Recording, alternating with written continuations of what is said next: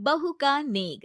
शीना को उसके ससुराल वालों ने एक शादी में पसंद कर लिया था।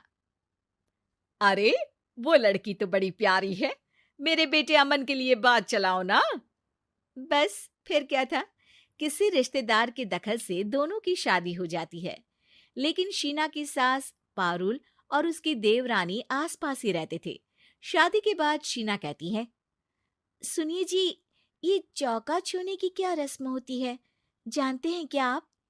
अरे नहीं यार। हाँ, पर मम्मी को चाची से बोलते सुना था कि आज तुमको किचन की जिम्मेदारी देंगे, तो वो लोग आ रहे हैं खाना खाने हमारे घर। हे भगवान, ये कैसी रस्म है? साड़ी पहनकर किचन में खाना बनाना, ये तो कंप्यूटर की कोड को डिकोड करने से भी ज्यादा मुश्किल काम है।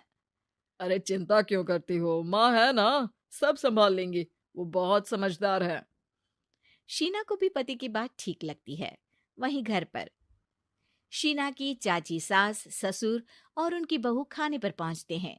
शीना की चाची सास उसकी सास से कहती है, अरे कहाँ है दीदी, आप अभी भी किचन में हैं क्या? रस्म बहू की है या आपकी? चाची की बहू कहती है, और हमारी चौका छूने की रस्म थी तो हम तो सुबह 4 बजे ही किचन में पहुंच गए थे। अरे तेरी ताई ने सर पर चढ़ा रखा है बहू को। शीना सबकी बात सुने बगैर सामने आती है। अरे आज तो तेरी चौका छूने की रस्म थी ना, तुम ही देर से आई हो। वो चाची, मुझे ना साड़ी बांधने में देर हो गई। तो वक्त से उठा करो ना, पता है जब नई शादी है, रस्में होनी है, तो फिर थोड़ा कम आराम कर लोगी तो कुछ घट नहीं जाएगा। शीना की सास को बहुत बुरा लगता है कि चाची उसकी बहू से ऐसे बात कर रही है। अरे शीना, चलो किचन में, मैं तुम्हें समझा देती हूँ कि कैसे क्या करना है। देखो, मैंने सब बनाकर यहाँ रख दिया है। तुम्हें सिर्फ हलवा बनाना है। उसकी भी पूरी तैयारी कर दी है बेटा। बस किशमिश डालकर हलवा में मिलाकर लेकर आ जाना।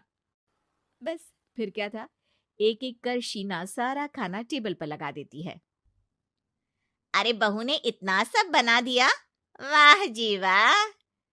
तभी शीना बोल देती है, नहीं नहीं चाची, ये सब तो माँ ने बनाया है, मैंने तो सिर्फ इसी टेबल पर लगाया है। वो साड़ी पहनकर काम करना अभी थोड़ा मुश्किल होगा ना। चाची सास तो सुनकर मानो बिफर ही जाती है। ये क्या बात हुई दीदी, मैं जब शादी कर कर आई थी तो आप बड़ी थी, पर किचन में ना आप आई और ना माँ जी। हाँ, क्योंकि उस वक्त मैं बहू थी और मुझे सास के हिसाब से काम करना था। लेकिन अब मैं सास हूं तो मैं बहू को वैसे ही बनाऊंगी ना, जैसा कभी मैं बनना चाहती थी। खैर, चाची सास खाना खाकर वहां से चली जाती है। कुछ दिनों बाद, अरे शीना, ये क्या पहन रखा है? हे भगवान, इस परिवार में क्या हो रहा है? अरे क्या हुआ छोटी, इतना क्यों चिल्ला रही हो? इसने पहना क्या है? अरे दीदी, क्यों इतनी छूट दे रही हो? शीना, जो कि सलवार सूट पहने खड़ी थी, चाची के गुस्से को देखते ही अंदर चली जाती है। देख छोटी, हम दोनों को आज की बहुओं से तुलना नहीं करनी चाहिए। वो दौर अलग था, आज का वक्त अलग है। देखिए दीदी, ये तो परंपरा है, हमारी सास ने हमें दी और आगे हमें अपनी बहुओं को देना है। ये क्या लगा रखा है आपने? आप तो पूरी संस्कृति ही खराब कर रही हैं। ये बोलकर चाची सास वहां से चली जाती हैं। शीना की सास चाची की बात से परेशान होकर रोने लगती है। तभी उसका पति वहां आ जाता है। अरे क्या हुआ भाग्यवान, फिर तुम्हारी देवरानी तुमको ताने देकर चली गई है क्या? हाँ, पता नहीं मैं ठीक कर रही हूँ कि नहीं, पर मुझे तो बहू के सूट पहनने में कुछ गलत नहीं लगता। अरे लोगों की बहुएं तो न जाने क्या क्या पहनकर घूम रही हैं। मैं तो उसे भी बुरा नहीं मानती। ये क्या मेरी गलती है? अरे नहीं, बिल्कुल नहीं। अपने किए फैसले का सम्मान करो। ठीक है सब। कुछ दिन निकल जाते हैं। फिर आता है शीना का पहला करवा चौथ। अरे शीना बेटा, यह त्योहार हमारे घर में बहुत मायने रखता है। तुम शाम की पूजा के लिए अच्छे से तैयार हो जाना। और सुनो, चाची सास और उनकी बहू भी यहाँ आएंगी पूजा के लिए, तो खाना भी बनाना है, वो मैं बना लेती हूँ। तुम बस आज के दिन साड़ी पहनना बेटा। शीना समझ नहीं पाती है कि चाची सास के आने पर उसकी सास उसे साड़ी पहनने को क्यों बोलती है। नहीं नहीं माँ जी, मैं सारा खाना बना लूंगी, आप उसकी चिंता ना करिए, अब तो मैंने सब कुछ सीख लिया है। शीना की सास उसकी बात पर खुश हो जाती है। छोटी को पता न चले कि मेरी बहू घर में सूट पहनती है, तो मैंने आज साड़ी पहनने को बोल दिया। क्यों लोगों को बिना वजह बात बनाने का मौका दें।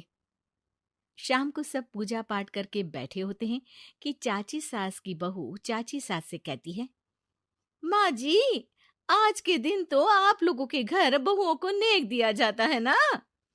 हाँ हाँ बहू, बोलना, तुझे तेरी सास से क्या चाहिए। हाँ शीना बेटा, तू भी बता दे कि तुझे क्या चाहिए। मम्मी जी, मुझे ना आपका वो रानी हार चाहिए जो आपने अभी पहना है। चाची सास थोड़ा हिचकिचाते हुए कहती है, हाँ हाँ हाँ, ले लेना, सब तेरा ही तो है। तुझे कौन सा हार चाहिए बहू? माँ जी, मुझे नेक में आपसे परमिशन चाहिए कि आप मुझे नौकरी की इजाजत दें। आप तो जानती हैं कि मैं और ये एक ही कॉलेज में एक ही क्लास में साथ में थे, लेकिन आज वो कहाँ है और मैं कहाँ। वाह जी वाह, ये भी सुनना बाकी रह गया था। इस खानदान की बहू नौकरी करने बाहर जाएगी। और मैं भी तो इंटर पास हूँ, पूरे 2nd डिवीजन, लेकिन कभी मजाल है कि नौकरी की बात की हो। पर दीदी, मैंने MBA किया है, वो भी बड़े संस्थान से। तभी शीना का पति और ससुर भी वहां आ जाते हैं। देखो बेटा, मैं वही सोच रहा था कि तुम नौकरी करने के लिए क्यों नहीं बोल रही हो। मुझे लगा शायद तुम नौकरी करना नहीं चाहती हो। नहीं पापा, वो तो हमेशा से ही कुछ नाम कमाना चाहती है। अपने माता पिता को भी इसने कहा था कि वो आप लोगों को अपनी तरह से समझ लेगी। सास को शांत देखकर शीना कहती है, मम्मी जी, मैं वादा करती हूँ, घर का सारा काम करके ही ऑफिस जाऊंगी। खाना पीना किसी भी चीज के लिए घर वालों को परेशानी नहीं होने दूंगी। वक्त से पहले उठूंगी और काम वाली को भी हटवा दूंगी। शीना की बात सुनकर सास हंस पड़ती है। अरे शीना, ये ज्यादा हो गया हाँ। बिल्कुल काम करो बेटा, पढ़ी लिखी हो, नौकरी में अच्छा कर सकती हो। जरूर बेटा, दिया तुम्हें तुम्हारा नेग। हाँ, पुरानी परंपरा जरूरी नहीं कि अच्छी ही हो, कभी कभी बदलाव लाना भी जरूरी होता है, जिसे देर से ही सही लेकिन समाज अपना ही लेता है।